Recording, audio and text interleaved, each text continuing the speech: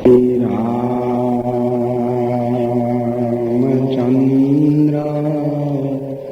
કૃપાલુ ભજ મન હરણ ભવ ભય દારુણમ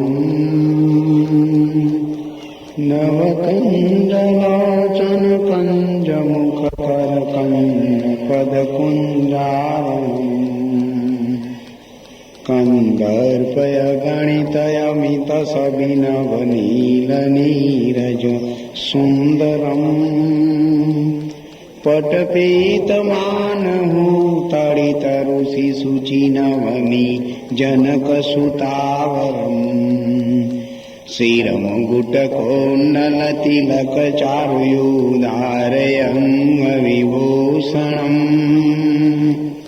આજાનુભુજ સર ચાપધર સંગ્રામ જીત કર દૂષણમ ભજુ દીન બંધો દિનેશ દાનવ દલન દુષ્ટ નિકંદનમ રઘુનાથયાનંદ કંદ કૌશલ ચંદ દશરથ નંદનમ ઇતિ વદતિ તુલસીદાસ શંકર શેષમુનિ મનરંજનમ મમ હૃદય કુંજ નિવાસ કરો કામાદિ ખલદળ ગંજનમ ઓમ પૂર્ણમદ પૂર્ણામિદમ પૂર્ણાત પૂર્ણમુદચ્યતે પૂર્ણસ્ય પૂર્ણમાદાય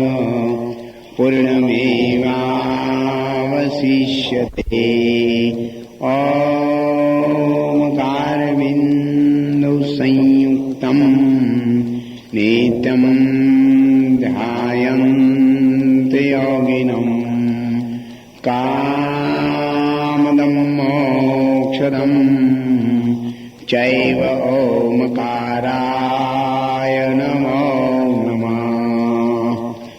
યદા યદા હિ ધર્મસ્ય ગ્લાનિર્ભવતિ ભારત અભ્યુત્થાનમ ધર્મસ્ય તદાત્માનં સૃજામ્યહં પરિત્રાણાય સાધૂનાં વિનાશાય ચ દુષ્કૃતાં ધર્મ સંસ્થાપનાર્થાય સંભવામિ યુગે યુગે બોલો સદગુરુ દેવનો જય સનાતન ધર્મનો જય પધારેલા હરિગુરુ સંતનો જય નરભૈરામ મહારાજ કી કૃષ્ણ કનૈયા લાલ કી. આજના સુપ્રસંગમાં ઉપસ્થિત આપણે આદરણીય મંડળના પ્રમુખ શ્રી શંકરના પાવન પગલે સદગુરુ કરજો સહાય, નૂતન વર્ષના પાવન પગલે સદગુરુ કરજો સહાય. ધન દોલત લક્ષ્મી અર્પી અમારા વિઘન દીજો મટાય. નવા વર્ષમાં આપ સૌએ પ્રવેશ કર્યો, પગલા કર્યા. પરમાત્મા ગુરુદેવ આપ સૌના કાર્યોમાં સફળતા આપે, આપના રસ્તામાં કીડીમાં પરમાત્માની કૃપાનો પ્રકાશ પથરાય અને એ અજવાળે આપ સૌ આત્મચિંતન સાથે સોંપાયેલા દરેક કાર્યોમાં સફળ નીવડો એવા અમારે સંત અને સાધુ સમાજ તરફથી અંતરના ખૂબ આશીર્વાદ સાથે દંડવત પ્રણામ સહ નમસ્કાર.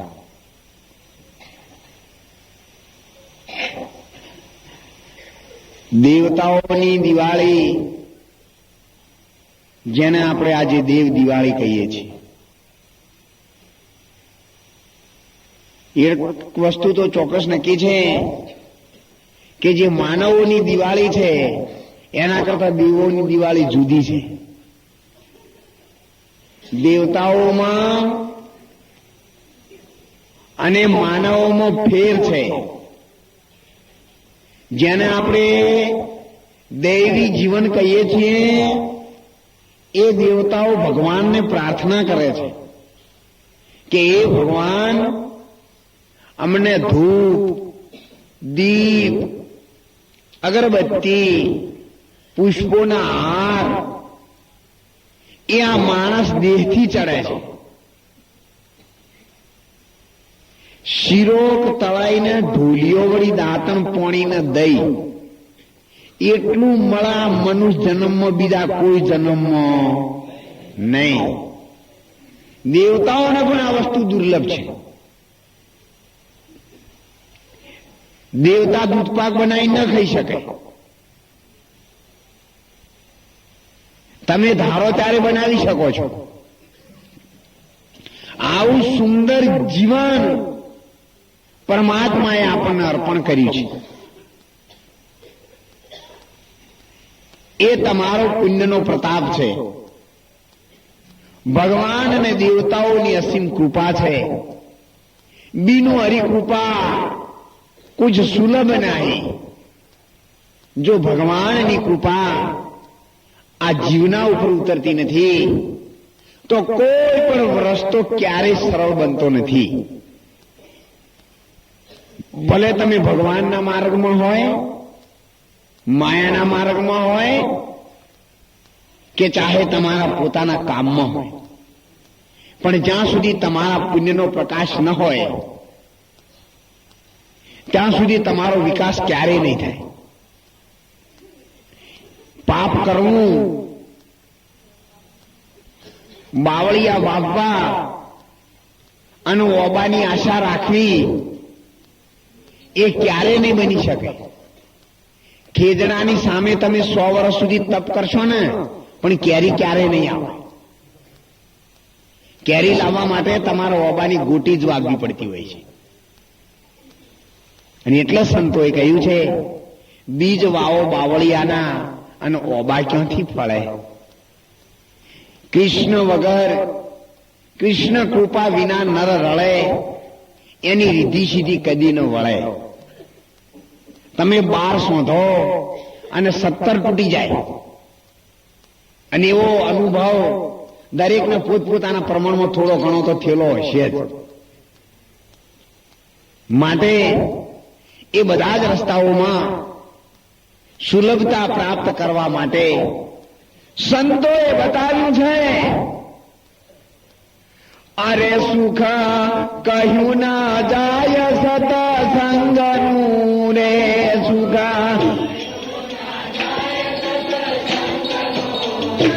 સુખ કહ્યું ના જાય સતસંગનું રે.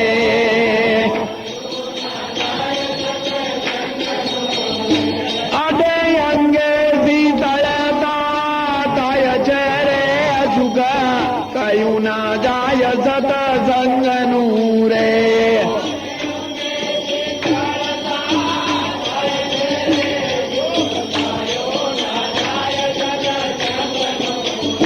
ચોક બ્રહ્માના લોક દિવારે ગણું રે.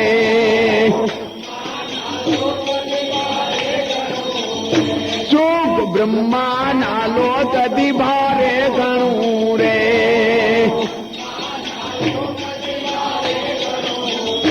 એ તો વૈકુંઠથી વધતું જાય છે રે. સુગા કયું ના જાય સતસંગનું રે.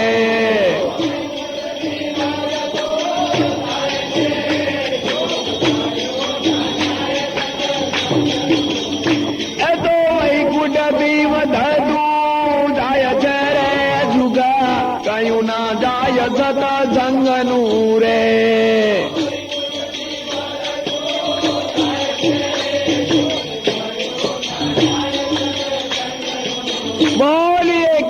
કનૈયા. એટલે જ ભારતના સંતોએ કહ્યું છે, એક ઘડી આધી ઘડી, आधी में पुनियाद तुलसी संगत संत की तो कटे कोटी अपराध. કરોડો અપરાધોમાંથી ભગવાનના નામનો સત્સંગ આપણને બચાવી શકે છે. જગતનો મશહૂર ડાકુ જેસલ જાડેજો, એના પોતાના માથાના વાળ કરતા એ તો રાલ મેં કાળા કર્મો કર્યા છે.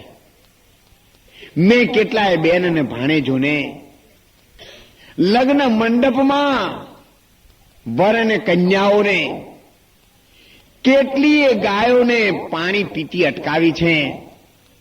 અને એ કરેલા કર્મોનો જો બદલો ભોગવવાનો થાય તો મારે કેટલાય જન્મો લેવા પડે.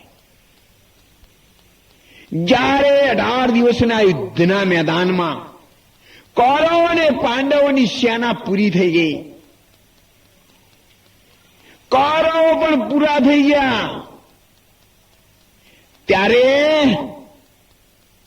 આંધળો ધૃતરાષ્ટ્ર કૃષ્ણ ભગવાનને પ્રશ્ન કર્યો કે ભગવાન, મારે 100 દીકરા, મારા સગાવાલા, મેં મારી જિંદગીમાં મેં કોઈને કશું જોયું નથી, મેં કોઈનું ખોટું મારી આંખે કર્યું નથી, તો કયા જન્મનો પાપ મને નડે છે કે મારા 100 છોકરામાંથી હું એકનું મોઢું પણ ન જોઈ શક્યો, અને એમનું રાજ પણ ન જોઈ શક્યો, અને ખેદાન મેદાન થયું તે પણ ન જોઈ શક્યો, તો મારે કયા જન્મનું પાપ ભોગવવું પડે છે. ત્યારે પરમાત્માએ એને દિવ્ય દ્રષ્ટિ આપી, અને દ્રષ્ટિથી જયારે એને જોયું ત્યારે ભગવાનને કહેવા લાગ્યો, ભગવાન, મોટા કોઈ ડુંગર અને ભોખરો છે, એ બધા મને હવે સળગતા દેખાય છે. એટલી બધી અગ્નિ સળગે છે કે જેની કોઈ સીમા નથી.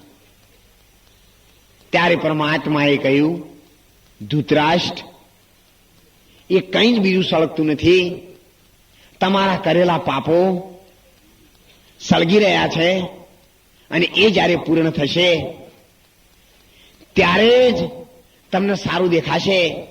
ત્યાં સુધી કંઈ પણ દેખાવાની તમે લાયકાત ધરાવતા નથી.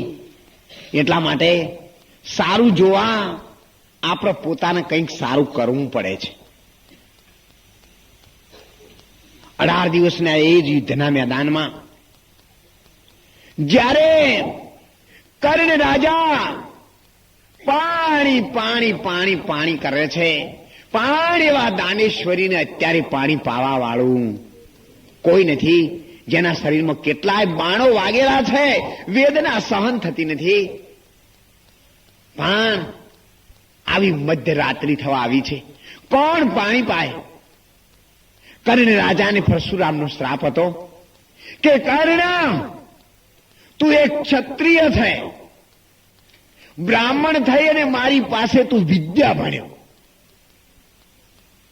પણ જ્યારે ભગવાને આ બાણનો ભેદ પરશુરામે 2 બાણ આપ્યા કે લે કર્ણ, તારી વિદ્યા ઉપર ખુશ થયો છું, રાજી છું, અને આ 2 બાણ લઈ જા.